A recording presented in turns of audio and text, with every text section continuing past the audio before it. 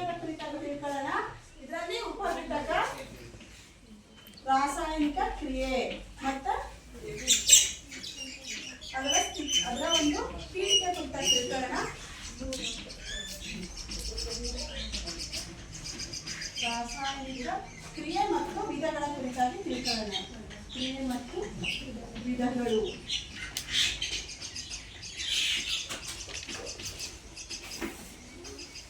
ಮಕ್ಕಳೇ, ನಾನೀಗ ಈ ಘಟಕವನ್ನ ಶುರು ಮಾಡೋಕೆ ಮೊದಲು ನಿಮ್ಗೊಂದು ಕಥೆಯನ್ನು ಹೇಳ್ತೀನಿ.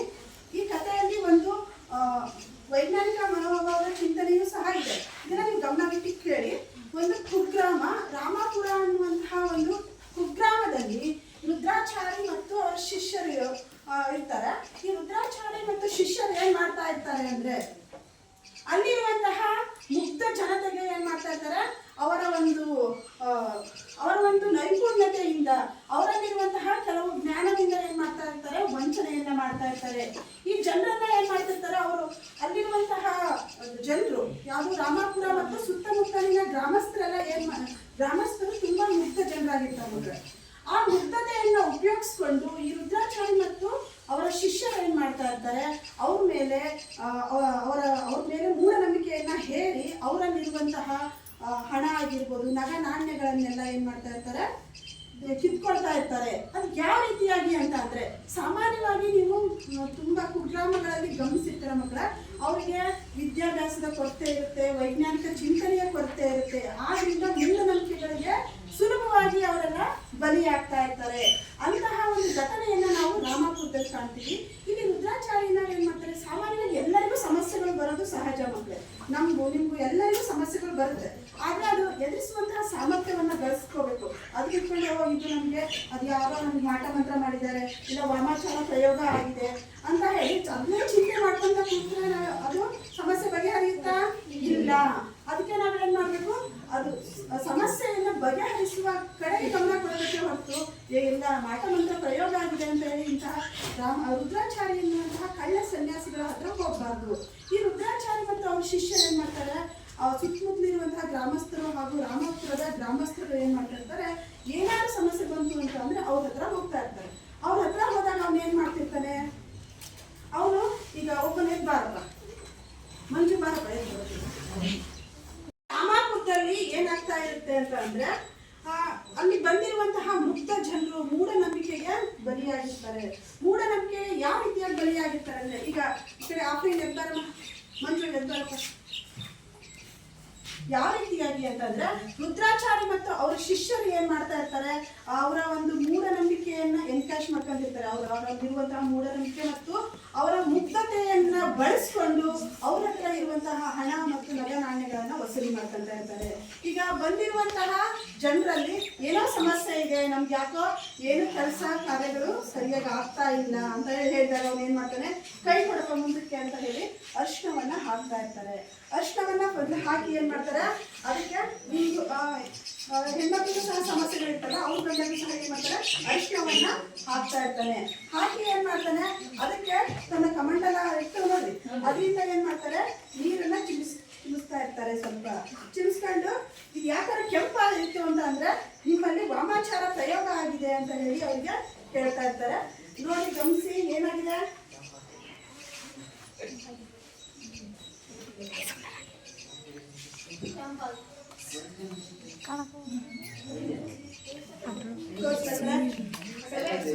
ಏನಾಗಿದೆ ಕೈ ಕೆಂಪಾಗಿದೆ. ಓ ಹಾಗಿದ್ರೆ ನಿಮ್ಮ ಮೇಲೆ ಯಾರೋ ಮಾಟ ಮಂತ್ರ ಮಾಡಿಸಿದ್ದಾರೆ, ನಿಮ್ಮ ಮೇಲೆ ಯಾರೋ ವಾಮಾಚಾರ ಮಾಡಿಸಿದ್ದಾರೆ. ಹಾಗಾಗಿ ನಾನು ನಿಮಗೆ ಒಂದು ಪೂಜೆ ಮಾಡಿ ನಿಮ್ಗೊಂದು ನಿಂಬೆಹಣ್ಣು ಕೊಡ್ತೀನಿ, ಅದಕ್ಕೆ ನೀವು ದಕ್ಷಿಣೆಯನ್ನ ಕೊಡಬೇಕು. ಅವಾಗ ಮಾತ್ರ ನಿಮ್ಮಲ್ಲಿರುವಂತಹ ಮಾಟ ಮಂತ್ರ ಆಗಿರ್ಬೋದು, ವಾಮಾಚಾರ ಹೋಗುತ್ತೆ ಅಂತ ಹೇಳಿ ಏನ್ ಮಾಡ್ತಾ ಇರ್ತಾನೆ ರುದ್ರಾಚಾರಿ ಮತ್ತು ಶಿಷ್ಯರು, ಆ ಜನರಲ್ಲಿರುವಂತಹ ಹಣ ಮತ್ತು ನಗ ನಾಣ್ಯಗಳನ್ನ ವಸೂಲಿ ಮಾಡ್ಕೊಂತ ಇರ್ತಾರೆ.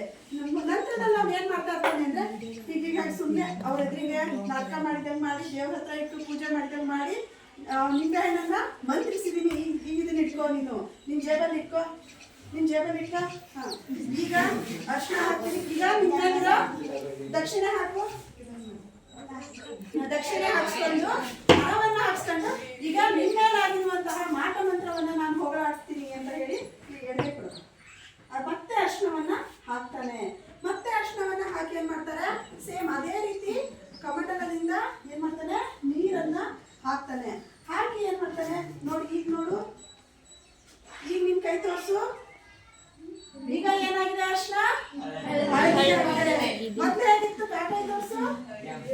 ಕೆಂಪಿತ್ತು ಅಂದ್ರೆ ಮೊದಲು ನಿನ್ ಮೇಲೆ ಮಾಟ ಮಂತ್ರದ ಪ್ರಯೋಗ ಆಗಿತ್ತು. ಈಗ ನಾನು ಕೊಟ್ಟಿರುವಂತಹ ನಿಂಬೆ ಹಣ್ಣಿನ ಒಂದು ಸಹಾಯದಿಂದ ನಿನ್ ಮೇಲೆ ಇರುವಂತಹ ಮಾಟ ಮಂತ್ರ ಎಲ್ಲ ದೂರ ಆಯ್ತು.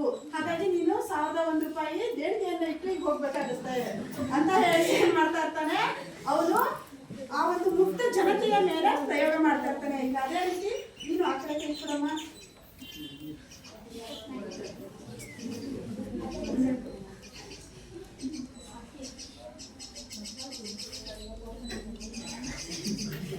ನಿನ್ ಕೈ ಇಟ್ಕೊಳ್ಳಮ್ಮ. ಓಕೆ, ನಿನಗೂ ಈಗ ನಿನಗೆ ಮಾಡ್ಸಿರುವಂತ ವಾಮಾಚಾರ ಪ್ರಯೋಗ ಏನಾಗಿರುತ್ತೆ, ಹೋಗಿರುತ್ತೆ ಅಂತ ಹೇಳಿ ಅವ್ನು ಮತ್ತೆ ಅರ್ಶಿನ ಪುಡಿ ಹಾಕಿ ಏನ್ ಮಾಡ್ತಾನೆ, ತೋರ್ಸ್ಕಯ್ಯ. ಈಗ ಯಾವ ಬಣ್ಣದಲ್ಲಿದೆ? ಹಳದಿ ಬಣ್ಣ. ಯಾವ ಬಣ್ಣದಲ್ಲಿತ್ತು? ಎರಡು ಕೈ ತೋರಿಸ್ರಿ. ಮೊದಲು ಮಾಟ ಮಂತ್ರ ಪ್ರಯೋಗ ಆಗಿತ್ತು, ವಾಮಾಚಾರ ಪ್ರಯೋಗ ಆಗಿತ್ತು. ಹಾಗಾಗಿ ನಿಮಗೆ ಸಮಸ್ಯೆಗಳು ಬರ್ತಾ ಇದ್ದವು. ಈಗ ಅದನ್ನ ಬಗೆಹರಿಸಿದೀನಿ. ನಿಂಬೆ ಹಣ್ಣಿನ ಸಹಾಯದಿಂದ ಮಂತ್ರಿಸಿ ಕೊಟ್ಟಂತ ನಿಂಬೆ ಹಣ್ಣಿನ ಸಹಾಯದಿಂದ ಬಗೆಹರಿಸಿದೀನಿ. ಹಾಗಾಗಿ ಅರಿಶಿನ ಬಣ್ಣದಲ್ಲೇ ಕಾಣ್ತಾ ಇದೆ ಅಂತ ಹೇಳಿ ಜನರಿಗೆಲ್ಲ ಏನ್ ಮಾಡ್ತಾ ಇರ್ತಾನೆ ಮಕ್ಕಳು, ಅವನು ವಂಚಿಸ್ತಾ ಇರ್ತಾನೆ. ಆಮೇಲೆ ಇದು ಒಂದು ದಿನ ಏನಾಯ್ತು, ನಿಮ್ಮ ಹಾಗೆ ಓಕೆ, ಒಂದು ದಿನ ಏನಾಯ್ತಪ್ಪ ಅಂತ ಅಂದ್ರೆ ನಿಮ್ಮ ಹಾಗೆ ತುಂಬಾ ಚೆನ್ನಾಗಿ ವಿಜ್ಞಾನ ವಿಷಯವನ್ನ ತಿಳ್ಕೊಂಡಿರುವಂತಹ, ವಿದ್ಯಾಭ್ಯಾಸವನ್ನ ಮಾಡಿರುವಂತಹ ರಾಮು ಅನ್ನುವಂತಹ ಬುದ್ಧಿವಂತ ವ್ಯಕ್ತಿ ಏನ್ ಮಾಡ್ತಾನೆ, ಆ ಹಳ್ಳಿಗೆ ಬರ್ತಾನೆ. ಅವನು ವಿದ್ಯಾಭ್ಯಾಸಕ್ಕಾಗಿ ಹೊರಗಿನ ಒಂದು ಊರಿಗೆ ಹೋಗಿರ್ತಾನೆ. ಆ ಊರಿನಿಂದ ರಾಮು ಅನ್ನುವಂತಹ ವಿದ್ಯಾರ್ಥಿ ಏನ್ ಮಾಡ್ತಾನೆ, ಆ ಹಳ್ಳಿಗೆ ಬರ್ತಾನೆ. ಅವನು ಸ್ವಲ್ಪ ದಿನಗಳಿಂದ, ಒಂದು ವಾರದಿಂದನೂ ಅದನ್ನೇ ಗಮನಿಸ್ತಾ ಇರ್ತಾನೆ. ಆ ಹಳ್ಳಿಯಲ್ಲಿ ಆ ಜನರ ಮುಗ್ಧತೆ ಹಾಗೂ ಆ ಮುಗ್ಧತೆಯನ್ನ ಬಳಸ್ಕೊಂಡು ರುದ್ರಾಚಾರಿ ಮತ್ತು ಅವರ ಶಿಷ್ಯರು ಏನ್ ಮಾಡ್ತಾ ಇರ್ತಾರೆ, ವಸೂಲಿ ಮಾಡುತ್ತಿರುವಂತಹ ನಗ ನಾಣ್ಯ ಹಣವನ್ನ ಗಮನಿಸ್ತಾ ಇರ್ತಾನೆ. ಆ ಶಿಷ್ಯರು ಅವರೆಲ್ಲ ಏನು ತುಂಬಾನೇ ಮುಗ್ಧ ಜನ, ತುಂಬಾ ಕಷ್ಟಪಟ್ಟು ದುಡಿತಾ ಇರ್ತಾರೆ. ಆದ್ರೆ ಅವರಲ್ಲಿ ಮುಗ್ಧತೆಯಿಂದ ಮೂಢನಂಬಿಕೆಗೆ ಒಳಗಾಗಿರ್ತಾರೆ. ಅವಾಗ ಅವ್ನು ಏನ್ ಮಾಡ್ತಾರೆ, ಗಮನಿಸಿ ಏನ್ ಮಾಡ್ತಾರೆ, ಒಂದಿನ ಶಿಷ್ಯರು ಮತ್ತು ರುದ್ರಾಚಾರ್ಯ ಆಶ್ರಮವನ್ನ ಗಮನಿಸಿದಾಗ ಅಲ್ಲಿ ಅವರು ಮಾಡುವಂತಹ ಕೃತ್ಯವನ್ನ ಗಮನಿಸ್ತಾನೆ. ಅಲ್ಲಿ ಏನ್ ಮಾಡ್ತಾ ಇರ್ತಾರೆ, ಅವ್ರು ಕೊಟ್ಟಂತಹ ಅರಿಶಿನ ಪುಡಿಯಲ್ಲಿ ತಟ್ಟೆಯಲ್ಲಿ ಇಟ್ಕೊಂಡಿರ್ತಾರೆ. ಒಂದ್ ಕಡೆಗೆ ಅರಿಶಿನ ಪುಡಿಗೆ ಏನ್ ಮಾಡಿರ್ತಾರೆ ಮತ್ತೆ ಅವರು, ಅದಕ್ಕೆ ನಾವು ಬಳಸ್ತಿರೋ ಸೋಪಿನ ಪುಡಿಯನ್ನ ಮಿಕ್ಸ್ ಮಾಡಿರ್ತಾರೆ. ಇನ್ನೊಂದ್ ಕಡೆಗೆ ಸಾಮಾನ್ಯ ಅರಿಶಿನ ಪುಡಿಯನ್ನ ಇಟ್ಟಿರ್ತಾರೆ. ಈಗ ಇನ್ನೊಂದು ಎದ್ಬಾರಪ್ಪ, ಅಲ್ಲಿ ಏನ್ ಮಾಡ್ತಾರೆ, ಈಗ ನೋಡ್ರಿ ನಿಮ್ಮ ಎದುರೇ ತೋರಿಸ್ತಾ ಇದೀನಿ. ಈ ಕಡೆ ಅವ್ರು ಏನ್ ಮಾಡ್ತಾ ಇರ್ತಾನೆ, ಮೊದಲು ಬಂದಾಗ ಸೋಪಿನ ಪುಡಿಯನ್ನ ಮಿಕ್ಸ್ ಮಾಡಿರುವಂತ ಅರಿಶಿನವನ್ನ ಅವ್ರ ಕೈಗೆ ಕೊಡ್ತಾ ಇರ್ತಾನೆ. ನಂತರ ಅದರಲ್ಲಿ ಅರಿಶಿನ ಪುಡಿಯನ್ನ ಮಿಕ್ಸ್ ಬರೀ ಅರಿಶಿನ ಅಷ್ಟೇ ಹಾಕ್ತಾ ಇರ್ತಾನೆ. ಎರಡು ಕೈ ಕೊಡಮ್ಮ. ನೋಡಿ, ಇದು ಬರೀ ಅರಿಶಿನ, ಇದು ಸೋಪಿನ ಪುಡಿ ಮಿಶ್ರಿತ ಅರಿಶಿನ. ಅವನು ಯಾವುದೇ ರೀತಿಯ ಇದೆಲ್ಲ ಸುಳ್ಳು. ಓಕೆ, ಅವನು ನಿಮಗೆ ಮಂತ್ರಿಸ್ಕೊಡ್ತೀನಿ ಅದೆಲ್ಲ ಸುಳ್ಳು. ಅದು ಏನಪ್ಪಾ ಅಂದ್ರೆ ನಿನ್ನಿಂದ ಹಣವನ್ನ ವಸೂಲಿ ಮಾಡಕ್ಕೆ ಇರುವಂತಹ ಒಂದು ಟೆಕ್ನಿಕ್ ಅಷ್ಟೇ ಒಂದು. ಇವನು ಏನ್ ಮಾಡ್ತಾ ಇರ್ತಾನೆ, ಸೋಪಿನ ಪುಡಿಯನ್ನ ಮಿಕ್ಸ್ ಮಾಡಿದ ಅರಿಶಿನ ಇರ್ತಲ್ಲ, ಅದನ್ನ ಫಸ್ಟ್ ನಿಮ್ ಕೈಗೆ ಹಾಕಿದಾಗ ಅದ್ ಹೆಂಗ್ ಕಾಣಿಸುತ್ತೆ, ಕೆಂಪು ಕಾಣಿಸುತ್ತೆ. ಬರೀ ಅರಿಶಿನ ಪುಡಿ ಹಾಕಿದಾಗ ಹಳದಿ ಕಾಣಿಸುತ್ತೆ. ಈಗ ನೋಡಿ,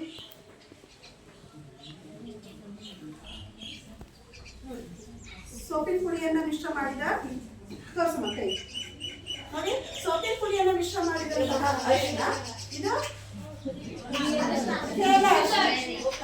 ಬರೀ ಅರಿಶಿನ, ಏನು ಮಿಶ್ರಣ ಇಲ್ಲ. ಇದರಿಂದ ಏನ್ ಗೊತ್ತಾಗುತ್ತೆ, ಈ ರೀತಿಯಾಗಿ ಇದೇ ರೀತಿ ನಮ್ಮ ನಿತ್ಯ ಜೀವನದಲ್ಲಿ ಹಲವಾರು ವಂಚಕರು ಏನ್ ಮಾಡ್ತಾ ಇದ್ದಾರೆ, ಮನುಷ್ಯ ಅಂದ್ರೆ ಅದರಲ್ಲೂ ಕುಗ್ರಾಮಗಳಲ್ಲಿ, ಹಳ್ಳಿಗಳಲ್ಲಿ, ಕೆಲವು ನಗರ ಪ್ರದೇಶಗಳಲ್ಲೂ ಆಗ್ತಾ ಇದೆ. ಏನಾಗ್ತಾ ಇದೆ, ಏನೋ ತಮ್ಮಲ್ಲಿರುವ ಕಷ್ಟಗಳನ್ನು ಪರಿಹಾರ ಮಾಡ್ತೀವಿ ಅನ್ನುವಂತಹ ಸೋಗಿನಿಂದ ಏನ್ ಮಾಡ್ತಾ ಇದ್ದಾರೆ, ಮುಗ್ಧ ಜನರನ್ನ ಮೂಢನಂಬಿಕೆಗೆ ತಳ್ಳಿ ಅವರಲ್ಲಿರುವಂತಹ ಹಣ, ನಗ ನಾಣ್ಯಗಳನ್ನೆಲ್ಲ ಏನ್ ಮಾಡ್ತಾ ಇದ್ದಾರೆ, ವಸೂಲಿ ಮಾಡ್ಕೊಂತ ಇದ್ದಾರೆ, ವಂಚಿಸ್ತಾ ಇದ್ದಾರೆ. ಇದರಿಂದ ನಮಗೆ ಏನ್ ತಿಳಿದು ಬರುತ್ತೆ ಮಕ್ಕಳು, ಅದನ್ನ ರಾಮು ಅನ್ನುವಂಥವ್ರು ಏನ್ ಮಾಡ್ತಾನೆ, ಊರಿನ ಜನತೆಗೆ ತೋರ್ಪಡಿಸ್ತಾನೆ. ಇಲ್ಲ, ಇದರಲ್ಲಿ ಯಾವುದೇ ಮಾಟ ಮಂತ್ರಗಳಿಲ್ಲ, ಹಾಗೆ ಯಾವುದೇ ಮೂಢನಂಬಿಕೆ ವಾಮಾಚಾರವಿಲ್ಲ. ಇದು ಕೇವಲ ರುದ್ರಾಚಾರಿ ಮತ್ತು ಅವರ ಶಿಷ್ಯರು ಗ್ರಾಮದ ಜನತೆಗೆ ವಂಚಿಸ್ತಾ ಇದ್ದಾರೆ. ಯಾವ ರೀತಿಯಾಗಿ ಎಂದು ಅವನಿಗೆ ಪ್ರಾಯೋಗಿಕವಾಗಿ ಊರಿನ ಜನತೆಗೆ ಏನ್ ಮಾಡ್ತಾನೆ, ತಿಳಿಸ್ಕೊಟ್ಟು ಅವರ ಒಂದು ಬಣ್ಣವನ್ನ ಬಯಲು ಮಾಡಿ ಆ ರುದ್ರಾಚಾರಿ ಮತ್ತು ಅವರ ಶಿಷ್ಯರನ್ನ ಊರಿನಿಂದ ಓಡಿಸ್ತಾರೆ. ಇದರಿಂದ ಏನ್ ತಿಳಿದು ಬರುತ್ತೆ ಮಕ್ಕಳ,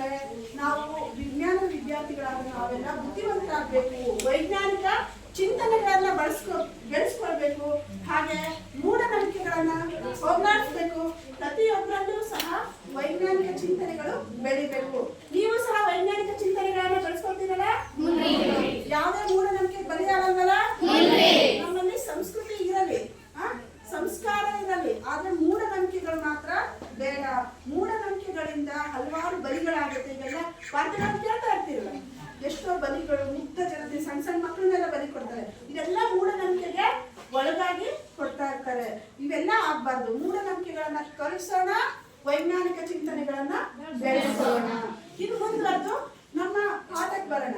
ಇಲ್ಲಿ ಏನಾಯ್ತು, ಎರಡು ವಸ್ತುಗಳು ಬೇರ್ಕೊಂಡು ಬಣ್ಣದಲ್ಲಿ ಬದಲಾವಣೆ ಆಯ್ತು ತಾನೆ. ಈ ಬಣ್ಣದಲ್ಲಿ ಬದಲಾವಣೆ ಆದಾಗ ಏನಾಗುತ್ತೆ, ರಾಸಾಯನಿಕ ಕ್ರಿಯೆ ಜರುಗಿದೆ ಅಂತ ಹೇಳಿ ಅರ್ಥ ಮಕ್ಕಳೇ.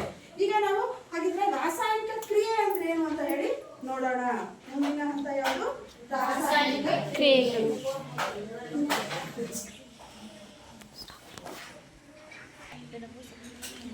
ಈಗ ನಾವು ರಾಸಾಯನಿಕ ಕ್ರಿಯೆ ಅಂದ್ರೆ ಏನು ಅಂತ ಹೇಳಿ ತಿಳ್ಕೊಳ್ಳೋಣ ಮಕ್ಕಳ.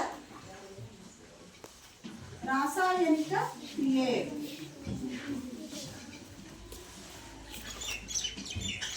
ಓಕೆ. ರಾಸಾಯನಿಕ ಕ್ರಿಯೆಯ ಕುರಿತಾಗಿ ತಿಳ್ಕೊಳ್ಳೋಕ್ಕಿಂತ ಮೊದಲು ನಿಮಗೆ ಕೆಲವೊಂದು ಪ್ರಶ್ನೆ ಕೇಳ್ತೀನಿ ಮಕ್ಕಳ. 9ನೇ ತರಗತಿಯಲ್ಲಿ ಈಗಾಗಲೇ ತಿಳ್ಕೊಂಡಿರುವಂತಹ ಕೆಲವಾರು ಅಂಶಗಳು. ದ್ರವ್ಯ ಅಂತ ಹೇಳಿ ಕೇಳಿದ್ವಿ ನಾವು. ದ್ರವ್ಯ ಅಂದ್ರೆ ಏನ್ ಹೇಳಿ ಹೇಳು. ರಾಶಿಯುಳ್ಳ ಹಾಗೂ ಸ್ಥಳವನ್ನು ಆಕ್ರಮಿಸಿಕೊಳ್ಳಬಲ್ಲ ಯಾವುದೇ ವಸ್ತುಗಳಿಗೆ ದ್ರವ್ಯ ಎನ್ನುತ್ತೇವೆ. Very good. ಈಗ ಇಲ್ಲೊಂದು ನನ್ನ ಕೈ ಮೇಲೆ ಸ್ಥಳ ಇದೆ, ಇದು ಚಾಪೀಸ್ ರಾಶಿಯನ್ನ ಹೊಂದಿದೆ. ಇದೇನ್ ಮಾಡ್ತು, ನನ್ನ ಕೈ ಮೇಲಿರುವಂತಹ ಸ್ಥಳವನ್ನ ಆಕ್ರಮಿಸಿಕೊಳ್ತಾನೆ. ರಾಶಿಯುಳ್ಳ ಹಾಗೂ ಸ್ಥಳವನ್ನು ಆಕ್ರಮಿಸಿಕೊಳ್ಳಬಲ್ಲ ಯಾವುದೇ ವಸ್ತುವಿನ ರಚನೆ ನಾವೇನಂತ ಕರಿತೀವಿ ಮಕ್ಕಳ? ದ್ರವ್ಯ ಅಂತ ಹೇಳಿ ಕರಿತೀವಿ. ದ್ರವ್ಯದಲ್ಲಿ ಎಷ್ಟು ವಿಧಗಳಿವೆ, ಯಾರು ಹೇಳ್ತೀರಾ? ಹೇಳಪ್ಪ. 3 ವಿಧಗಳಿವೆ. ಯಾವ್ಯಾವು? ಘನಸ್ಥಿತಿ, ದ್ರವಸ್ಥಿತಿ, ಅನಿಲ ಸ್ಥಿತಿ. Very good. ದ್ರವ್ಯದಲ್ಲಿ ಪ್ರಮುಖವಾಗಿ 3 ವಿಧಗಳಿದವು. ಯಾವ್ಯಾವು? ಘನಸ್ಥಿತಿ, ದ್ರವಸ್ಥಿತಿ, ಅನಿಲ ಸ್ಥಿತಿ. ನೋಡ್ರಿ, ಇದ್ರ ಹೊರತಾಗಿಯೂ ಇನ್ನೂ ಇದೆ ಪ್ಲಾಸ್ಮಾ ಸ್ಥಿತಿ. ಒಂದು ಸೂರ್ಯನಲ್ಲೆಲ್ಲ ಗಮನಿಸ್ತೀವಿ. ಪ್ರಮುಖವಾಗಿ ನಿಮ್ಮ ಅಧ್ಯಾಯಕ್ಕಿರೋದು ಘನ, ದ್ರವ, ಅನಿಲ. ಹಾಗಿದ್ರೆ ಘನ ಸ್ಥಿತಿಗೆ ಉದಾಹರಣೆ ಯಾರು ಕೊಡ್ತೀರಾ? ಕಲ್ಲು, ಕಬ್ಬಿಣ, ಇಟ್ಟಿಗೆ. S, very good. ಕಲ್ಲಾಗಿರ್ಬೋದು, ಕಬ್ಬಿಣ ಆಗಿರ್ಬೋದು, ಇಟ್ಟಿಗೆ, ಇವೆಲ್ಲ ಘನ ಸ್ಥಿತಿಗೆ ಉದಾಹರಣೆ ತಾನೆ. ಇಲ್ಲಿ ಕಣಗಳ ಜೋಡಣೆ ತುಂಬಾ ಒತ್ತಟ್ಟಾಗಿರುತ್ತೆ, ಕಠಿಣತೆಯನ್ನು ಹೊಂದಿರುತ್ತೆ. ಈಗ ಘನ ಸ್ಥಿತಿಯ ಕುರಿತಾಗಿ ನೀವು ತುಂಬಾ ವಿವರವಾದ ಅಧ್ಯಯನವನ್ನ ತಿಳ್ಕೊಂಡಿದ್ದೀರಾ 9ನೇ ತರಗತಿಯಲ್ಲಿ. ದ್ರವ ಸ್ಥಿತಿಗೆ ಉದಾಹರಣೆ ಯಾರು ಕೊಡ್ತೀರಾ? ಹಾಲು ಮತ್ತು ನೀರು. ಹಾಲು ಮತ್ತು ನೀರು. ಇಲ್ಲಿ ಕಣಗಳು ಬಿಡಿಬಿಡಿಯ ಜೋಡಣೆಯನ್ನು ಹೊಂದಿರುತ್ತೆ, ಹರಿಯುವಿಕೆಯನ್ನು ಹೊಂದಿರುತ್ತೆ. Very good. ಇನ್ನ ಅನಿಲ ಸ್ಥಿತಿಗೆ ಯಾರು ಉದಾಹರಣೆ ಕೊಡ್ತೀರಾ? ಗಾಳಿ ಮತ್ತು ಹೊಗೆ, ಗಾಳಿ. ಗಾಳಿಯಲ್ಲಿರುವಂತಹ ಘಟಕಗಳು ಸಹ ಅನಿಲ ಸ್ಥಿತಿಗೆ ಉದಾಹರಣೆ ಆಗುತ್ತೆ. ಆಕ್ಸಿಜನ್, ನೈಟ್ರೋಜನ್, ಹೈಡ್ರೋಜನ್, ಇವೆಲ್ಲ ಅನಿಲ ಸ್ಥಿತಿಯಲ್ಲಿ ಇರುತ್ತಲ್ಲ ಮಕ್ಕಳ. ಇವೆಲ್ಲ ಅನಿಲ ಸ್ಥಿತಿಗೆ ಉದಾಹರಣೆ ಆಗುತ್ತೆ. ಇನ್ನ ಮುಂದುವರೆದು ರಾಸಾಯನಿಕ ಕ್ರಿಯೆಗಳು ಅಂದ್ರೇನು? ಯಾವುದೇ ಒಂದು ವಸ್ತುವಿನಲ್ಲಿ ಬದಲಾವಣೆ ಆಗೋದಕ್ಕೆ ನಾವೇನು ಕರಿತೀವಿ ಮಕ್ಕಳೇ? ರಾಸಾಯನಿಕ ಕ್ರಿಯೆ ಅಂತ ಹೇಳಿ ಕರಿತೀವಿ. ವಸ್ತುವಿನಲ್ಲಿ ಬದಲಾವಣೆ ಉಂಟಾಗುವುದು. ವಸ್ತುವಿನಲ್ಲಿ ಯಾವ ರೀತಿ ಬದಲಾವಣೆ? ನಾವು ಬದಲಾವಣೆಯಲ್ಲಿ ಮತ್ತೆ ಯಾರು ನೋಡ್ತೀವಿ ಮಕ್ಕಳೇ? ಭೌತ ಬದಲಾವಣೆ ಮತ್ತು ರಾಸಾಯನಿಕ ಬದಲಾವಣೆ. ವಸ್ತುವಿನಲ್ಲಿ ರಾಸಾಯನಿಕವಾಗಿ ಬದಲಾವಣೆಯಾಗುವುದಕ್ಕೆ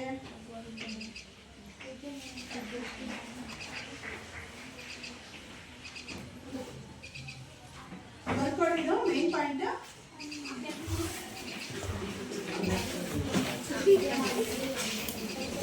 ವಸ್ತುವಿನಲ್ಲಿ ರಾಸಾಯನಿಕವಾಗಿ ಬದಲಾವಣೆ ಆಗುವುದನ್ನು ನೀವೇನಂತ ಕರಿತೀವಿ? ರಾಸಾಯನಿಕ ಕ್ರಿಯೆ ಅಂತ ಕರಿತೀವಿ.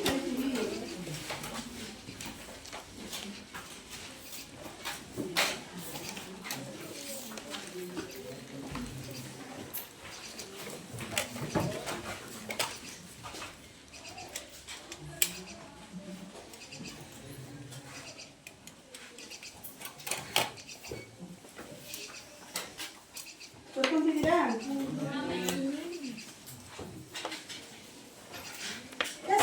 ಹಾಗಾದ್ರೆ ರಾಸಾಯನಿಕವಾಗಿ ಬದಲಾವಣೆ ಆಗುತ್ತೆ ಅಂತ ಹೇಳಿ ನಾವು ಹೇಳಿದ್ವಿ. ವಸ್ತುವಿನಲ್ಲಿ ರಾಸಾಯನಿಕವಾಗಿ ಬದಲಾವಣೆ ಆಗುವುದನ್ನ ರಾಸಾಯನಿಕ ಕ್ರಿಯೆ ಅಂತ ಹೇಳಿ ಹೇಳಿದ್ವಿ. ಹಾಗಾದ್ರೆ ಯಾವ ರೀತಿ ಬದಲಾವಣೆ ಆಗುತ್ತೆ, ಏನೇನು ಬದಲಾವಣೆ ಆಗುತ್ತೆ ಅಂತ ಅಂದ್ರೆ, ಒಂದನೇದಾಗಿ ಭೌತ ಸ್ಥಿತಿ ಬದಲಾವಣೆ,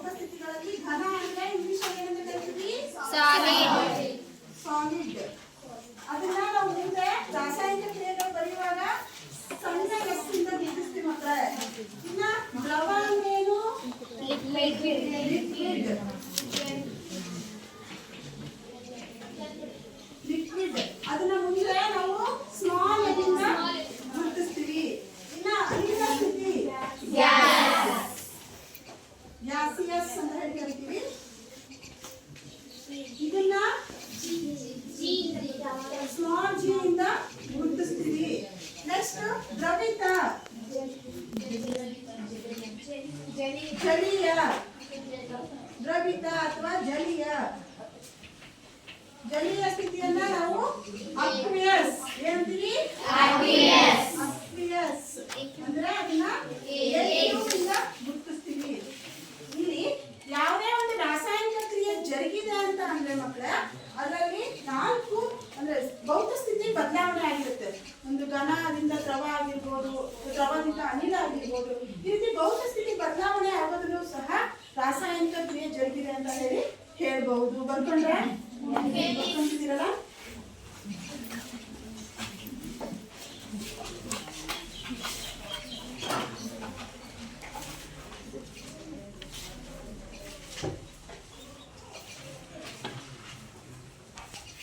ಬಂದಿದೆಯಾ?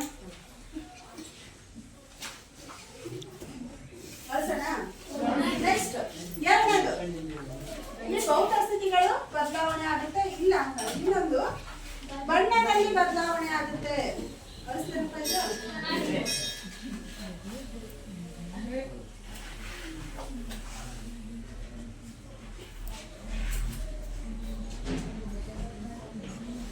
ಬಣ್ಣದಲ್ಲಿ ಬದಲಾವಣೆ.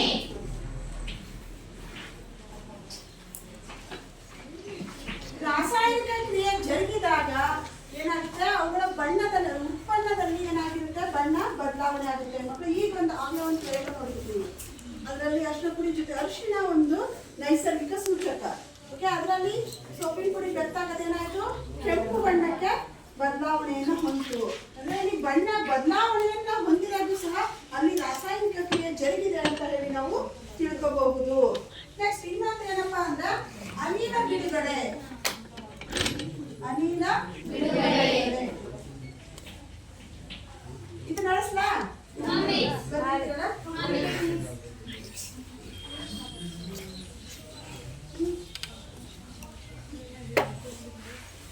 ಅನಿಲ ಬಿಡುಗಡೆ ಅಂದ್ರೆ ಈಗ ಫಾರ್ ಎಕ್ಸಾಂಪಲ್ ನೀವು ದಹನ ಕ್ರಿಯೆ ಅಂದ್ರೆ ಏನು ಅಂತ ಗೊತ್ತಾ? ದಹನ ಕ್ರಿಯೆ ಅಂದ್ರೆ ಏನು ಹೇಳಿ? ಈಗಾಗಲೇ ನಿಮಗೆ ಹಿಂದಿನ ತರಗತಿಯಲ್ಲಿ ಬಂದಿದೆಯಲ್ಲ, ದಹ್ಯ ವಸ್ತು ದಹನ ಕ್ರಿಯೆಗೆ ಏನೇನ್ ಬೇಕು? ಎದರಮ್ಮ? ದಹ್ಯ ವಸ್ತು ದಹನಾನುಕೂಲಿತ. ದಹ್ಯ ವಸ್ತು ಇರಬೇಕು, ದಹನ ಕ್ರಿಯೆ ನಡಿಬೇಕು ಅಂದ್ರೆ ದಹನಾನುಕೂಲಿ ಅನಿಲ ಇರಬೇಕು, ಹಾಗೆ ತಾಪ. ಈ 3 ಇದ್ರೆ ದಹನ ಕ್ರಿಯೆ ಜರುಗುತ್ತೆ. ಈಗ ಕಟ್ಟಿಗೆ ಏನಿರುತ್ತೆ? ಕಾರ್ಬನ್ ಇರುತ್ತೆ. ಕಾರ್ಬನ್ ಈಗ ಅವಶ್ಯಕವಾದಂತಹ ಆಕ್ಸಿಜನ್ ವಾತಾವರಣದಲ್ಲಿದೆ. ಅದಕ್ಕೆ ನೀವು ಕಟ್ಟಿಗೆ ಇದು ಹಚ್ಚಿದ್ರಿ ಅಂದ್ರೆ ಬೆಂಕಿ ಹಚ್ಚಿದ್ರಿ ಅಂದ್ರೆ ತಾಪ ಕೊಟ್ಟಾಗ ಏನಾಗುತ್ತೆ? ಕಟ್ಟಿಗೆ ಉರಿಯುತ್ತೆ. ಹೌದಾನೆ? ಅದರ ಒಂದು ಸಮೀಕರಣವನ್ನು ಬರೆಯೋಣ. ಕಾರ್ಬನ್ ಇರುವಂತದ್ದು ಪ್ಲಸ್ O2 CO2. ನೋಡಿ ಇಲ್ಲಿ ಕಾರ್ಬನ್ ಒಂದು ಘನ ಸ್ಥಿತಿಯಲ್ಲಿರುವಂತಹ ವಸ್ತು, ಆಕ್ಸಿಜನ್ ಅನಿಲ ಸ್ಥಿತಿಯಲ್ಲಿರುವಂತಹ ವಸ್ತು. ಕಾರ್ಬನ್ ಆಕ್ಸಿಜನ್ ಜೊತೆಗೆ ಸಂಯೋಗ ಹೊಂದಿ ತಾಪದ ಸಹಾಯದಿಂದ ದಹಿಸಿದಾಗ ಏನಾಯ್ತು? ಕಾರ್ಬನ್ ಡೈಆಕ್ಸೈಡ್ ಅಥವಾ ಇಂಗಾಲದ ಡೈಆಕ್ಸೈಡ್ ಏನಾಗುತ್ತೆ? ಬಿಡುಗಡೆ ಆಗುತ್ತೆ. ಇದು ಯಾವ ಸ್ಥಿತಿಯಲ್ಲಿರುತ್ತೆ? ಅನಿಲ ಸ್ಥಿತಿಯಲ್ಲಿರುತ್ತೆ. ಸ್ಥಿತಿ ಬದಲಾವಣೆ ಗೊತ್ತಾಯ್ತಾ ನಿಮಗೆ? ಘನ ಸ್ಥಿತಿಯಲ್ಲಿ ಉತ್ಪನ್ನಗಳು ಏನಾಯ್ತು? ಕಾರ್ಬನ್ ಡೈಆಕ್ಸೈಡ್ ಆಗಿ ಅನಿಲ ಸ್ಥಿತಿಗೆ ಬಂದಿರ್ತಾನೆ. ಈ ರೀತಿ ಅನಿಲ ಬಿಡುಗಡೆ ಆದ್ರೂ ಸಹ ನಾವು ಅದನ್ನ ರಾಸಾಯನಿಕ ಕ್ರಿಯೆ ಜರುಗಿದೆ ಅಂತ ಹೇಳಿ ತಿಳ್ಕೋಬಹುದು ಮಕ್ಕಳೇ. ಅರ್ಥ ಆಯ್ತಾ? ಕಾರ್ಬನ್ ಆಕ್ಸಿಜನ್ ಜೊತೆಗೆ ದಹಿಸಿ ಕಾರ್ಬನ್ ಡೈಆಕ್ಸೈಡ್ ಬಿಡುಗಡೆ ಆಗೋದು ಸಹ ರಾಸಾಯನಿಕ ಕ್ರಿಯೆಗೆ ಉದಾಹರಣೆ. ಅಂದ್ರೆ ಇದು ಏನಾಗಿದೆ? ಅನಿಲ ಬಿಡುಗಡೆ ಆಗಿದೆ. ಮೇಲ್ಪುರ ಬಾಣದ ತೋರಿಸಿದ್ರೆ ಅಂದ್ರೆ ಅನಿಲ ವಾತಾವರಣಕ್ಕೆ ಬಿಡುಗಡೆ ಆಯಿತು ಅಂತ ಹೇಳಿ ಅರ್ಥ. ಘನ ಸ್ಥಿತಿಯಲ್ಲಿರುವಂತಹ ಕಾರ್ಬನ್ ಅನಿಲ ಸ್ಥಿತಿಯಲ್ಲಿರುವಂತಹ ಆಕ್ಸಿಜನ್ ಜೊತೆಗೆ ದಹಿಸಿ ಏನಾಯಿತು? ಕಾರ್ಬನ್ ಡೈಆಕ್ಸೈಡ್ ಬಿಡುಗಡೆ ಆಯಿತು. ಹಾಗಾಗಿ ಇದು ರಾಸಾಯನಿಕ ಕ್ರಿಯೆ ಅಂತ ಹೇಳಿ ನಾವು ಹೇಳ್ಬಹುದು. ಬರ್ಕೊಳ್ಳಿ.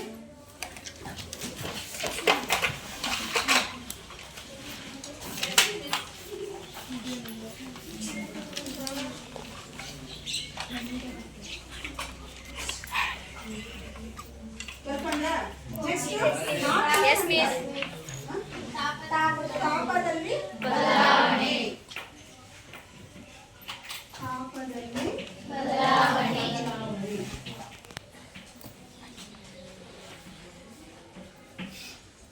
ಇದಕ್ಕೊಂದು ಉದಾಹರಣೆ ಹೇಳ್ತೀನಿ. ನೀವೆಲ್ಲ ಸಾಮಾನ್ಯವಾಗಿ ಗ್ರಾಮೀಣ ವಿದ್ಯಾರ್ಥಿಗಳಾಗಿರೋದ್ರಿಂದ ಮನೆಗಳಲ್ಲಿ ಅಡಿಕೆ ಎಲ್ಲ ಹಾಕ್ತಾರಲ್ಲ, ಅವಾಗ ಸುಣ್ಣದ ಕಲ್ ತಂದಿರೋದು ನೋಡಿದ್ದೀರಾ ನೀವು? ಸುಟ್ಟ ಸುಣ್ಣವನ್ನ. ಆ ಸುಟ್ಟ ಸುಣ್ಣಕ್ಕೆ ಏನ್ ಮಾಡ್ತಾರೆ ಹೇಳಿ? ನೀರು ಹೊಯ್ತಾರೆ. ನೀರು ಹೊಯ್ದಾಗ ಏನಾಗುತ್ತೆ?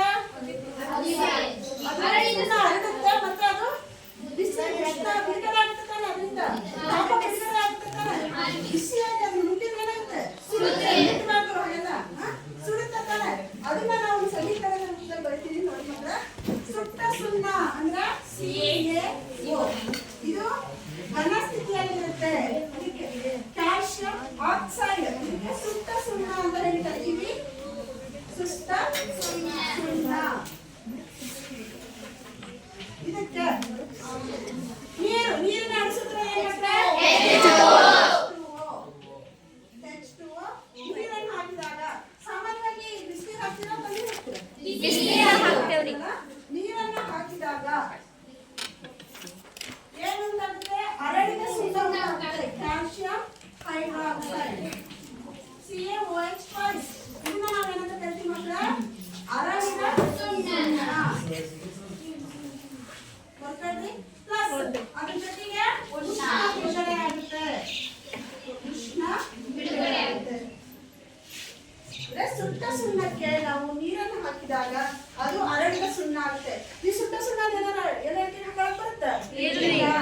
ಅದನ್ನ ನಾವು ನೀರಲ್ಲಿ ಅದು ಅಕ್ವಿಯಸ್ ಜಲೀಯ ಸ್ಥಿತಿ ಬರುತ್ತೆ. ಅರಳಿದ ಸುಣ್ಣ ಆದಾಗ ಅದನ್ನ ನೀವು ಎಲೆಕ್ಕೆ ಹಾಕೋಬಹುದು. ಅದನ್ನೆಲ್ಲ ಜಾಸ್ತಿ ಆಯ್ತಾ? ಈ ಅರಳಿದ ಸುಣ್ಣ ಇದೆಯಲ್ಲ, ಇದು ಜಲೀಯ ಸ್ಥಿತಿಯಲ್ಲಿ ಇರುತ್ತೆ. ಇಲ್ಲಿ ಇದು ಈ ಒಂದು ಸಮೀಕರಣ ತಾಪದಲ್ಲಿ ಬದಲಾವಣೆ ಉಂಟು. ಈ ಸುಟ್ಟ ಸುಣ್ಣ ಅದು ಮುಟ್ಟಿದಾಗ ಕೈ ಸುಡಲ್ಲ. ಅದೇ ಅರಳಿದ ಸುಣ್ಣವನ್ನು ಮುಟ್ಟಿದಾಗ ಕಾರಣ ಏನು? ಸುಟ್ಟ ಸುಣ್ಣ ನೀರಿನ ಜೊತೆಗೆ ವರ್ತಿಸಿದಾಗ ಅರಳಿದ ಸುಣ್ಣ ಉಂಟಾಗುತ್ತೆ ಉತ್ಪನ್ನದಲ್ಲಿ. ಇಲ್ಲಿ ಉಷ್ಣ ಬಿಡುಗಡೆ ಆಗೋದ್ರಿಂದ ತಾಪದಲ್ಲಿ ಬದಲಾವಣೆ ಉಂಟಾಗುತ್ತೆ ಮಕ್ಕಳೇ. ಅರ್ಥ ಆಯ್ತಾ? ಈ ಎಲ್ಲಾ ಬದಲಾವಣೆಗಳು ಕಂಡು ಬಂದ್ರೆ ಅಲ್ಲಿ ರಾಸಾಯನಿಕ ಕ್ರಿಯೆ ಜರುಗಿದೆ ಅಂತ ಹೇಳಿ ಅರ್ಥ. ಹಾಗಿದ್ರೆ ಈಗ ಹೇಳಿ, ರಾಸಾಯನಿಕ ಕ್ರಿಯೆ ಅಂದ್ರೇನು? ಯಾರು ಹೇಳ್ತೀರಾ? ಕೈ ಎತ್ತಿ. ರಾಸಾಯನಿಕ ಕ್ರಿಯೆ ಎಂದರೇನು? ಹೇಳಿ. ಯಾವುದೇ ವಸ್ತುವಿನಲ್ಲಿ ರಾಸಾಯನಿಕವಾಗಿ ಬದಲಾವಣೆ ಆಗುವ ವಿದ್ಯಮಾನವೇ ರಾಸಾಯನಿಕ ಕ್ರಿಯೆ. Very good Shriram. ಓಕೆ, ಇಲ್ಲಿ ರಾಸಾಯನಿಕ ಕ್ರಿಯೆ ಜರುಗಿದೆ ಅಂದ್ರೆ ಯಾವ್ಯಾವ ಬದಲಾವಣೆ ಉಂಟಾಗುತ್ತೆ? ಯಾರು ಹೇಳ್ತೀರಾ? ಕೈ ಎತ್ತಿ. ಒಂದು ಭೌತ ಬದಲಾವಣೆ, ಬಣ್ಣದಲ್ಲಿ ಬದಲಾವಣೆ, ಅನಿಲ ಬಿಡುಗಡೆ, ತಾಪದಲ್ಲಿ ಭೌತ ಬದಲಾವಣೆ. ಇನ್ನೊಂದು ಯಾವಪ್ಪ?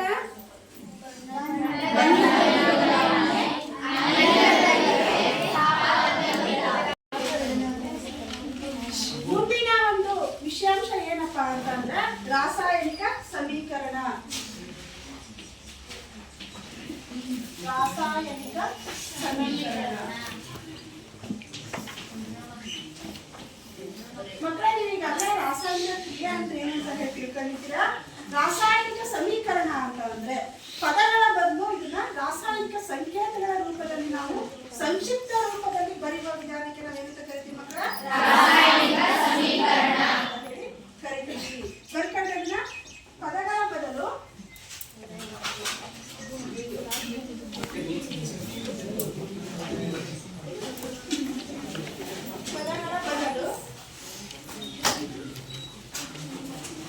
ಬರೀತಿದ್ದೀರಾ? ರಾಸಾಯನಿಕ ಸೂತ್ರಗಳನ್ನು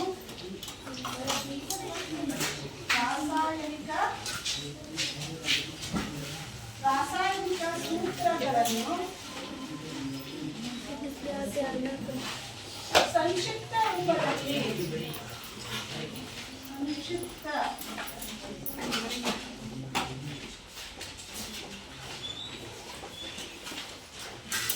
ಪದಗಳ ಬದಲು ರಾಸಾಯನಿಕ ಸೂತ್ರಗಳನ್ನು ಬಳಸಿ ಸಂಕ್ಷಿಪ್ತ ರೂಪದಲ್ಲಿ ಬರೆಯುವ ವಿಧಾನ.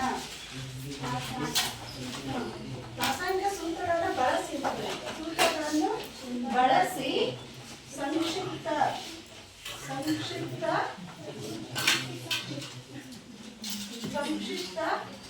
ರೂಪದಲ್ಲಿ ಬರೆಯುವ ವಿಧಾನಕ್ಕೆ ಸಂಕ್ಷಿಪ್ತ ರೂಪದಲ್ಲಿ ಬರೆಯುವ ವಿಧಾನಕ್ಕೆ ನಾವೇನು ಕರಿತೀವಿ?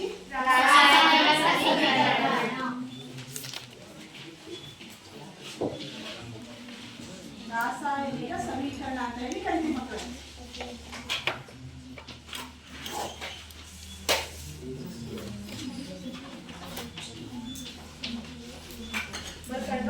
ಉದಾಹರಣೆ,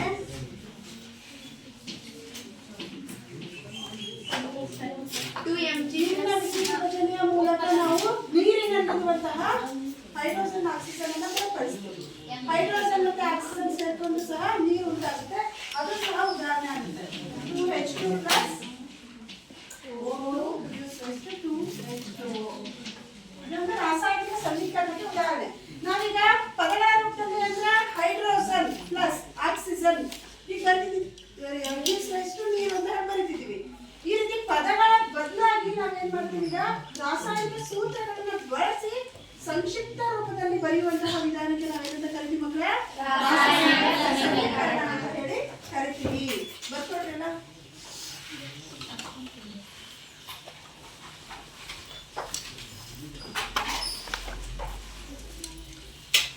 ಸಂಕ್ಷಿಪ್ತ ರೂಪದಲ್ಲಿ ಬರೆಯುವ ವಿಧಾನ.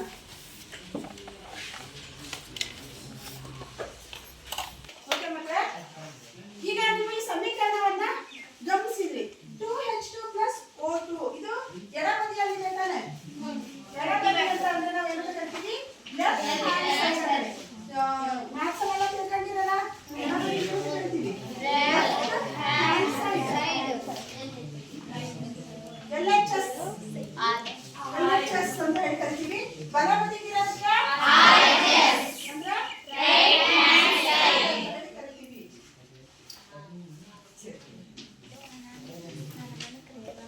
ರೈಟ್ ಹ್ಯಾಂಡ್ ಸೈಡ್ ಅಂದ್ರೆ ಬಲಬದಿಯಲ್ಲಿರೋದು ಎಡಬದಿಯಲ್ಲಿರೋದು. ಈ ಸಮೀಕರಣದ ಯಾರೋ ಮಾರ್ಕಿಂದ ಮಕ್ಕಳ ಯಾರೋ ಮಾರ್ಕಿಂದ ಹಿಂದೆ ಅಂದ್ರೆ ಎಡಬದಿಗಿರೋದು ನಮ್ಗೆ ಎಡಬದಿಗಿದೆ ತಾನೆ, ಇದು ಬಲಬದಿಗಿದೆ. ಇದನ್ನ LHS ಅಂತ ಹೇಳಿ ಕರಿತೀವಿ, ಇದನ್ನ RHS ಅಂತ ಹೇಳಿ ಕರಿತೀವಿ. ನಾವು ಯಾವಾಗ ಯಾರೋ ಮಾರ್ಕಿಂದ ಈ ಕಡೆಗೆ ಇದೆಯಲ್ಲ, ಚಿಹ್ನೆಯಿಂದ ಈ ಕಡೆಗೆ ಇರುವುದಕ್ಕೆ ನಾವೇನಂತ ಕರಿತೀವಿ? ಪ್ರತಿವರ್ತಕಗಳು ಅಂತ ಹೇಳಿ ಕರಿತೀವಿ. ಪ್ರತಿವರ್ತಕ ಇದು ಸರಿಯಾಗಿ ತಿಳ್ಕೊಂಡ್ರೆ ನೆಕ್ಸ್ಟ್ ವಿಧಗಳಿಗೆ ಬೇಕಾಗುತ್ತೆ. ನೆಕ್ಸ್ಟ್ ಯಾರೋ ಮಾರ್ಕಿಂದ ರೈಟ್ ಹ್ಯಾಂಡ್ ಸೈಡ್ RHS ಕಡೆಗಿರುವಂತವಕ್ಕೆ ಉತ್ಪನ್ನಗಳು ಹೇಳಿ ಕರಿತೀವಿ. ಉತ್ಪನ್ನ ನೆಕ್ಸ್ಟ್ ವಿಧಗಳಲ್ಲಿ ಕಲಿತೀರಾ ನೀವು. ಅದರಲ್ಲಿ ಎಕ್ಸ್ಪ್ಲೈನ್ ಮಾಡುವ ಪ್ರತಿವರ್ತಕ ಉತ್ಪನ್ನಗಳ ಒಂದು ಹೆಸರುಗಳು ಮೆನ್ಷನ್ ಆಗುತ್ತೆ ಮಕ್ಕಳು. ಓಕೆ, LHS ಅಲ್ಲಿರೋದು ಪ್ರತಿವರ್ತಕ, RHS ಅಲ್ಲಿರೋದು ಉತ್ಪನ್ನ. ಬರ್ಕೊಳ್ಳಿ.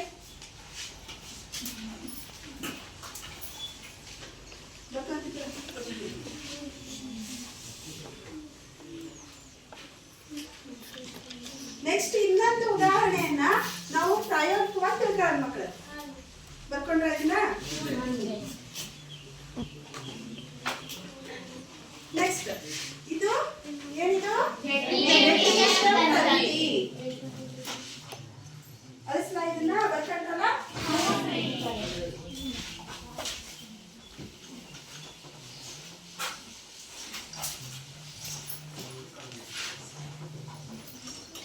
ಏನ್ ತಗೊಂಡಿವಿ?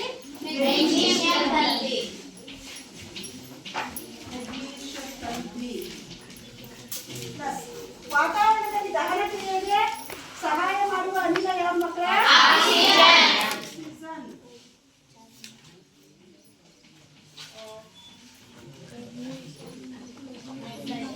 Magnesium oxide.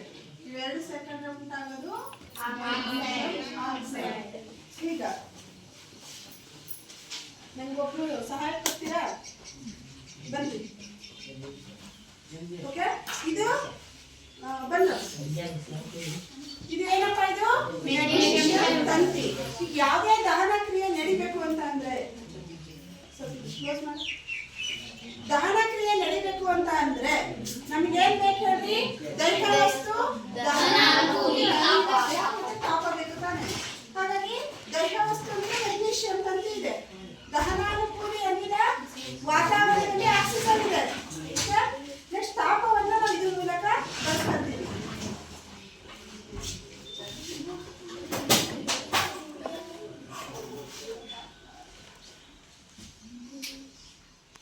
ನಾವು ಈ ಚಿಮ್ಮಡಿಕೆಯ ಸಹಾಯದಿಂದ ಮೆಗ್ನೀಷಿಯಂ ತಂತಿಯನ್ನ ನಾವೀಗ ಏನ್ ಮಾಡ್ತಾ ಇದ್ವಿ? ಕಾಯಿಸ್ತಾ ಇದ್ವಿ ಮಕ್ಕಳ. ನೋಡಿ ಇದ್ರಲ್ಲಿ ಏನು ಇಲ್ಲ ವಾಚ್ ಕ್ಲಾಸ್ ಅಲ್ಲಿ.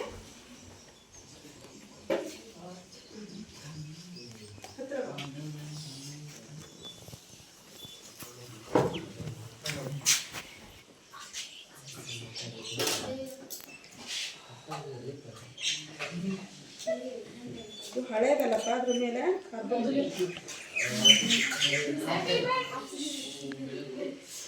ನೋಡ್ರಿ, ವಾತಾವರಣದಲ್ಲಿರುವಂತಹ ಆಕ್ಸಿಜನ್ನ ಸಹಾಯದಿಂದ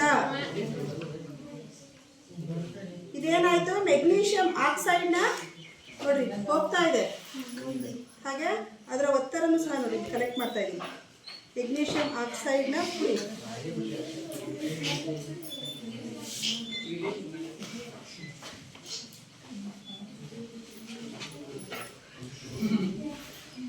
ನೀವು ದೀಪಾವಳಿಗಳಲ್ಲೆಲ್ಲ ಸುರ್ಸುರ್ ಬತ್ತಿ ಹಚ್ಚಿರ್ತೀರಲ್ಲ, ಅಲ್ಲಿ ಸಹ ಮೆಗ್ನೀಷಿಯಂ ಬಳಸ್ತಾರೆ ಮಕ್ಕಳೇ.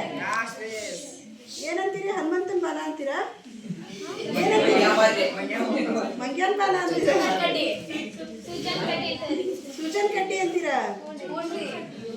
ಅದು ಒಂದೊಂದ್ ಕಡೆ ನೀವು ಉತ್ತರ ಕರ್ನಾಟಕದವರು ನೀವು ಹಂಗಂತೀರಿ, ನಮ್ಮ ಕಡೆಗೆಲ್ಲ ಸುರ್ಸುರ್ ಬತ್ತಿ ಅಂತೀರಿ.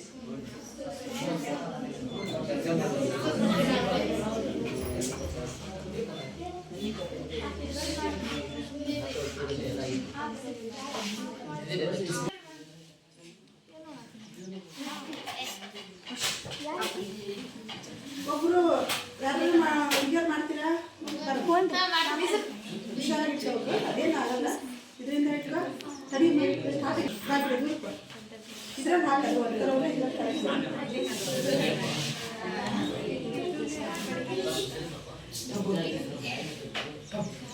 ಮೆಗ್ನೀಷಿಯಂ ತಂತಿಯನ್ನು ಉರಿಸಿದಾಗ ಅದು ವಾತಾವರಣದಲ್ಲಿರುವಂತಹ ಆಕ್ಸಿಜನ್ ಅನ್ನು ಬಳಸಿಕೊಂಡು ಮೆಗ್ನೀಷಿಯಂ ಆಕ್ಸೈಡ್ ಉಂಟಾಗುತ್ತೆ ಮಕ್ಕಳೇ.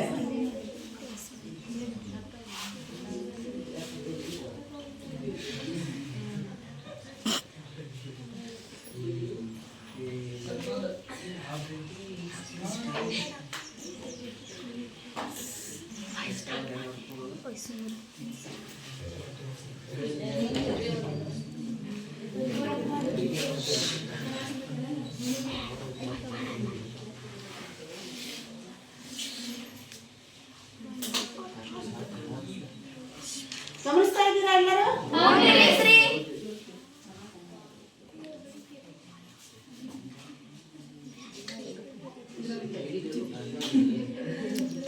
ಅದನ್ನ ವಾಚ್ ಕ್ಲಾಸ್ ಅಲ್ಲಿ ನಾವು ಸಂಗ್ರಹಿಸ್ತಾ ಇದ್ದೀವಿ. ಇದು ಮೆಗ್ನೀಷಿಯಂ ತಂತಿ ಉರಿಸುವಿಕೆಯ ಪ್ರಯೋಗ ಮಕ್ಕಳು. ಹುಷಾರು ಹುಷಾರು.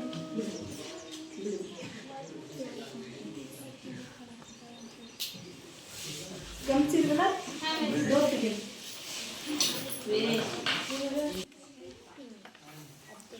ನೋಡಿ ವಾಚ್ ಕ್ಲಾಸ್ ಅಲ್ಲಿ ಬಿಳಿಯ ಒತ್ತಡ ಪ್ರಕ್ಷೇಪ ಉಂಟಾಗಿದೆ ನೋಡಿ. ಇದನ್ನ ಪ್ರಕ್ಷೇಪ ಅಂತ ಕರಿತೀವಿ. ಇದು ಉಂಟಾಗಿದೆ ನೋಡ್ರಿ, ಬಿಳಿಯ ಪುಡಿ ಉಂಟಾಗಿದೆಯಲ್ಲ, ಇದನ್ನ ಮೆಗ್ನೀಷಿಯಂ ಆಕ್ಸೈಡ್ ಅಂತ ಹೇಳಿ ಕರೆಯೋದು. ನೋಡಿ ಮಕ್ಕಳ, ಮೆಗ್ನೀಷಿಯಂ ತಂತಿಯನ್ನ ನಾವು ಆಕ್ಸಿಜನ್ ಜೊತೆ ವರ್ತಿಸಿದಾಗ ಮೆಗ್ನೀಷಿಯಂ ಆಕ್ಸೈಡ್ ಅಂತ ಹೇಳಿ ಕರಿತೀವಿ. ನಾ ಸಮೀಕರಣ ಅಂತ ಏನಂತ ಹೇಳಿದ್ರೆ ಪದಗಳ ಬದಲು ರಾಸಾಯನಿಕ ಸೂತ್ರಗಳನ್ನ ಬರೆದು ಸಂಕ್ಷಿಪ್ತ ರೂಪದಲ್ಲಿ ಬರೆಯುವ ವಿಧಾನಕ್ಕೆ ನಾವು ಏನಂತ ಕರಿತೀವಿ? ಸಮೀಕರಣ ಅಂತ ಕರಿತೀವಿ. ಈಗ ಮೆಗ್ನೀಷಿಯಂ ಅದ್ರ ಸಂಕೇತ ಏನಪ್ಪ ಮಕ್ಕಳೇ? ನೆಕ್ಸ್ಟ್ ಆಕ್ಸಿಜನ್ ನ ಸಂಕೇತ ಏನು? ಮೆಗ್ನೀಷಿಯಂ ಆಕ್ಸೈಡ್ ಆಕ್ಸಿಜನ್ O2 ರೂಪದಲ್ಲಿರುತ್ತೆ. ಓಕೆ, ಈಗ ಗಮನಿಸಿ ನೋಡಿ ಮಕ್ಕಳ, ಈ ಸಮೀಕರಣ ಸರಿದೂಗಿದೆಯಾ? ನೋಡಿ, ರಾಶಿ ಸಂರಕ್ಷಣಾ ನಿಯಮದ ಪ್ರಕಾರ ಪ್ರತಿವರ್ತಕದಲ್ಲಿರುವಷ್ಟೇ ಪರಮಾಣುಗಳು ಅವುಗಳ ಸಂಖ್ಯೆ ಉತ್ಪನ್ನದಲ್ಲೂ ಸಹ ಇರಬೇಕು. ಇದನ್ನ ನಾವು ಏನಂತ ಕರಿತೀವಿ? ರಾಶಿ ಸಂರಕ್ಷಣಾ ನಿಯಮ ಅಂತ ಹೇಳಿ ಕರಿತೀವಿ. ಆದ್ರೆ ಇಲ್ಲಿ ಪ್ರತಿವರ್ತಕದಲ್ಲಿ ನೋಡ್ರಿ, ಈಗ ಗಮನಿಸೋಣ, ಪರಮಾಣುಗಳನ್ನ ಬರೆಯೋಣ.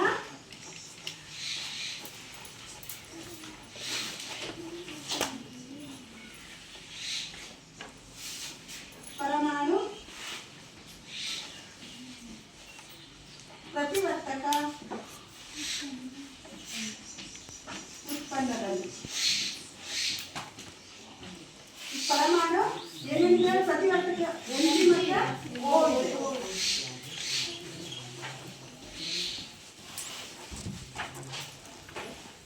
ನೋಡಿ ಗಮನಿಸಿ, ಪ್ರತಿವರ್ತಕದಲ್ಲಿ ಎಂ ಜಿ ಎಷ್ಟೈತಿ? ಈಗ 1 ಇದೆ. ಉತ್ಪನ್ನದಲ್ಲಿ ಎಷ್ಟಿದೆ ಮಕ್ಕಳ? ಸರಿ, ಉತ್ಪನ್ನದಲ್ಲಿ ಎಷ್ಟಿದೆ? ಉತ್ಪನ್ನದಲ್ಲಿ 1 ಇದೆ. ಆಕ್ಸಿಜನ್ ಪ್ರತಿವರ್ತಕದಲ್ಲಿ ಎಷ್ಟಿದೆ? 2 ಇದೆ.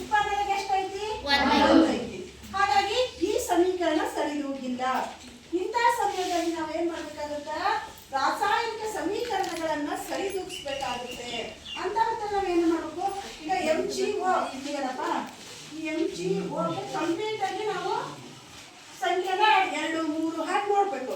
ಸಂಪೂರ್ಣ ಪರಮಾಣು ಸಂಖ್ಯೆನ ಆ್ಯಡ್ ಮಾಡಬೇಕು. ಇಲ್ಲಿ 2 ಮಾಡಿದ್ರೆ ಏನಾಯ್ತು, ಇಲ್ಲಿ 2 ಹಾಕ್ತೀವಿ 2mgo ಆಯ್ತು ಮಕ್ಕಳೇ. ಅವಾಗ ಇದಕ್ಕೆ ಇದು ಇಂಟು 2 ಇದು ಇಂಟು 2 ಆಯ್ತು. ಇದೇನಾಯ್ತು, ಆಕ್ಸಿಜನ್ 2 ಮತ್ತೆ ಇಲ್ಲಿ ಉತ್ಪನ್ನದಲ್ಲಿ 2 ಪ್ರತಿವರ್ತಕದಲ್ಲಿ 2 ಸಮ ಆಯ್ತು ಮಕ್ಕಳೇ, ಹೌದಾನೆ? ಆದ್ರೆ ಮೆಗ್ನೀಷಿಯಂ ಇಲ್ಲಿ 1 ಐತಿ, ಇಲ್ಲಿ 2. ಇದನ್ನು 2 ಹಾಕಬೇಕಂದ್ರೆ ಏನು ಮಾಡಬೇಕು, 2 ಮಾಡಬೇಕು. ಹಾಗಾಗಿ ಇಲ್ಲಿ 2 ಸೇರಿಸಬೇಕಾಗುತ್ತೆ. ಈಗ ನೋಡಿ 2mg ಪ್ಲಸ್ O2 gives ಎಷ್ಟು 2mgo. ಪ್ರತಿವರ್ತಕದಲ್ಲಿ 2 ಮೆಗ್ನೀಷಿಯಂ ಇದೆ. ಹಾಂ ಮಿಸ್. ಗಮನಿಸಿ ನೋಡಿ ಮಕ್ಕಳೇ, ಪ್ರತಿವರ್ತಕದಲ್ಲಿ 2 mg ಇದೆ, ಉತ್ಪನ್ನದಲ್ಲೂ 2 mg ಇದೆ. ನೋಡಿ ಒಂದು ಸಂಯುಕ್ತ ಅನ್ನ ಹೇಗೆ ತೆಗೆದುಕೊಂಡ್ರೆ ನಾವು ಇಲ್ಲಿ 2 ಅಥವಾ 3 ಯಾವ್ದಾರ ಸಂಖ್ಯೆ ಹಾಕಿ ಆ ಸಂಖ್ಯೆ ಈ ಒಂದು ಪರಮಾಣುವಿಗೂ ಅಪ್ಲೈ ಆಗುತ್ತೆ, ಈ ಪರಮಾಣುವಿಗೂ ಅಪ್ಲೈ ಆಗುತ್ತೆ. ಅಂದ್ರೆ ಸಂಯುಕ್ತದಲ್ಲಿರುವ ಪ್ರತಿಯೊಂದು ಧಾತುಗಳಿಗೂ ಸಹ ಈ ಸಂಖ್ಯೆ ಅಪ್ಲೈ ಆಗುತ್ತೆ. ಅರ್ಥ ಆಗ್ತಿದೆಯಾ? ಹಾಗಾಗಿ 2 mg 2 O ಅಂತ ಹೇಳಿ ಅರ್ಥ. ಓಕೆ, ಪ್ರತಿವರ್ತಕದಲ್ಲಿ 2 mg ಇದೆ, ಉತ್ಪನ್ನದಲ್ಲಿ 2 mg ಇದೆ. ಪ್ರತಿವರ್ತಕದಲ್ಲಿ 2 O ಆಕ್ಸಿಜನ್ 2 ಆಕ್ಸಿಜನ್ ಪರಮಾಣು ಇದೆ, ಉತ್ಪನ್ನದಲ್ಲೂ ಸಹ 2 ಆಕ್ಸಿಜನ್ ಪರಮಾಣು ಇದೆ. ಹಾಗಾಗಿ ಈ ಸಮೀಕರಣ ಈಗ ಸರಿದೂಗಿದೆ ಅಂತ ಹೇಳಿ ಅರ್ಥ. ಅರ್ಥ ಆಯ್ತಾ ಮಕ್ಕಳ? ಈ ರೀತಿ ನಾವು ಇನ್ನ ಹೆಚ್ಚು ಸಮೀಕರಣಗಳನ್ನ ಸರಿದೂಗಿಸೋದು ಮುಂದಿನ ತರಗತಿಗಳಲ್ಲಿ ತಿಳ್ಕೊಳ್ಳೋಣ ಅಂತ. ಇಲ್ಲಿವರೆಗೂ ನೀವು ರಾಸಾಯನಿಕ ಕ್ರಿಯೆ ಅಂದ್ರೇನು, ರಾಸಾಯನಿಕ ಸಮೀಕರಣ ಅಂದ್ರೇನು, ರಾಸಾಯನಿಕ ಕ್ರಿಯೆ ಉಂಟಾಗಬೇಕು ಅಂದ್ರೆ ಏನೇನು ಬದಲಾವಣೆ ಆಗುತ್ತೆ, ಸಮೀಕರಣಗಳಂದ್ರೇನು, ಮತ್ತೆ ಸಮೀಕರಣಗಳನ್ನ ಯಾವ ರೀತಿಯಾಗಿ ಬರೆಯೋದು, ಹಾಗೆ ಮೆಗ್ನೀಷಿಯಂ ತಂತಿಯನ್ನ ಉಳಿಸುವಿಕೆಯ ಪ್ರಯೋಗ ಹಾಗೂ ಸಮೀಕರಣಗಳನ್ನ ಸರಿದೂಗಿಸುವ ಕುರಿತಾಗಿ ತಿಳ್ಕೊಂಡಿದ್ದೀರಾ.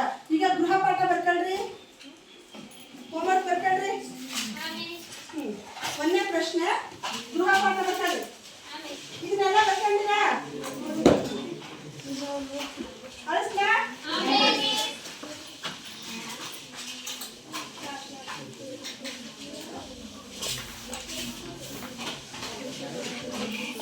ಇನ್ನ ಕ್ವಶನ್ಸ್ ಕೇಳ್ತೀನಿ, ಇವತ್ತಿನ ಪಾಠದ ಬಗ್ಗೆ ಹೇಳ್ತೀರಾ?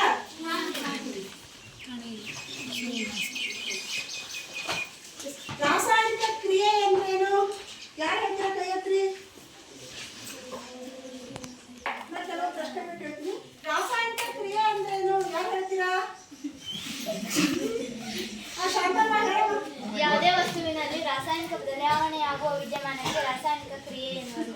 Very good. ಸಿಡ ಅಂದ್ರೇನು? ಯಾರು ಹೇಳ್ತೀರಾ? ಹೇಳಮ್ಮ. ರಾಸಾಯನಿಕ ಸಮೀಕರಣವೆಂದರೆ ಪದಗಳ ಬದಲು ರಾಸಾಯನಿಕ ಸೂತ್ರಗಳನ್ನು ಸಂಕ್ಷಿಪ್ತ ರೂಪದಲ್ಲಿ ಬರೆಯುವ ವಿಧಾನವೇ ರಾಸಾಯನಿಕ ಸಮೀಕರಣ. Very good. ಸಿಡ ಆ ಒಂದು ರಾಸಾಯನಿಕ ಸಮೀಕರಣಕ್ಕೆ ಉದಾಹರಣೆ ಯಾರು ಹೇಳ್ತೀರಾ?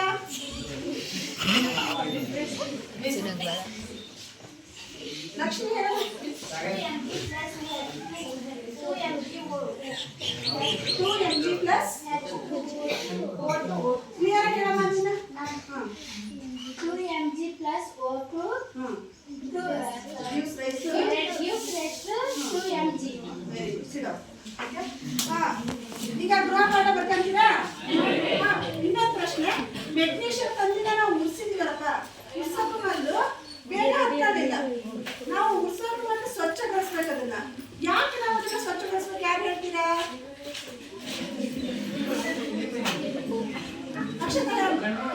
ಮೆಗ್ನೀಷಿಯಂ ಪಟ್ಟಿ ಮೇಲೆ ಆಕ್ಸೈಡ್ನ ಪದರ ಉಂಟಾಗುವುದರಿಂದ ಅದನ್ನು ಗಾಳಿಯಲ್ಲಿ ಉಳಿಸುವಾಗ ಸ್ವಚ್ಛಗೊಳಿಸಬೇಕು. ನೋಡಿ, ಮೆಗ್ನೀಷಿಯಂ ತಂತಿನ ನಾವು ಫಸ್ಟ್ ಬಂದ ತಕ್ಷಣ ಉಳಿದ ತಕ್ಷಣ ಅದು ಸರಿಯಾಗಿ ಉರಿಲಿಲ್ಲ ಬೇಗ. ಆಮೇಲೆ ಯಾಕಪ್ಪ ಅಂದ್ರೆ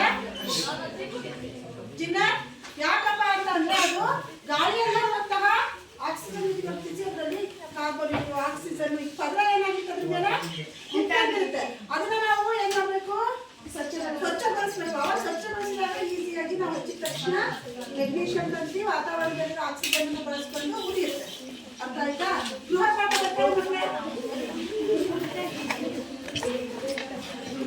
ಗೃಹಪಾಠ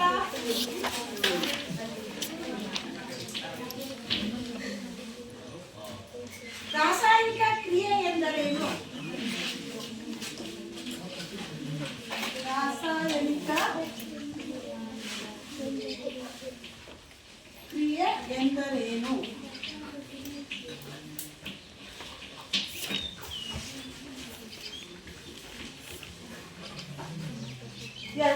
ಪ್ರಶ್ನೆ, ರಾಸಾಯನಿಕ ಸಮೀಕರಣ ಎಂದರೇನು? ರಾಸಾಯನಿಕ ಸಮೀಕರಣ ಎಂದರೇನು?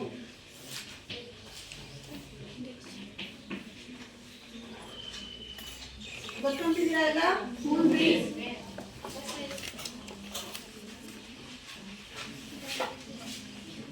ಮೂರನೇ ಪ್ರಶ್ನೆ, ರಾಸಾಯನಿಕ ಸಮೀಕರಣವನ್ನು ಸರಿದೂಗಿಸಬೇಕು. ಇದರ ಅವಶ್ಯಕತೆ ಇದೆ, ಅಂದ್ರೆ ಸರಿದೂಗಿಸುವ ಅವಶ್ಯಕತೆ ಇರುತ್ತೆ. ಯಾಕೆ ಸರಿದೂಗಿಸ್ಬೇಕು ಹೇಳಿ? ರಾಶಿ ಸಂರಕ್ಷಣಾ ನಿಯಮ ಪ್ರಕಾರ ಅದನ್ನ ಬರೀತು. ರಾಶಿ ಸಂರಕ್ಷಣಾ ನಿಯಮ ಎಂದರೇನು? ರಾಶಿ ಸಂರಕ್ಷಣಾ ನಿಯಮದ ನಿರೂಪಣೆ ಏನು? ನಿರೂಪಣೆ ಏನು?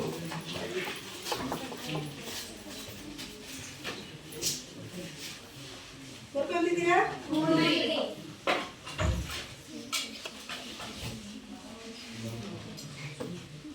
ನಾಲ್ಕನೇದು, Fe plus H2O gives rise to Fe3O4. Fe3O4 plus H2.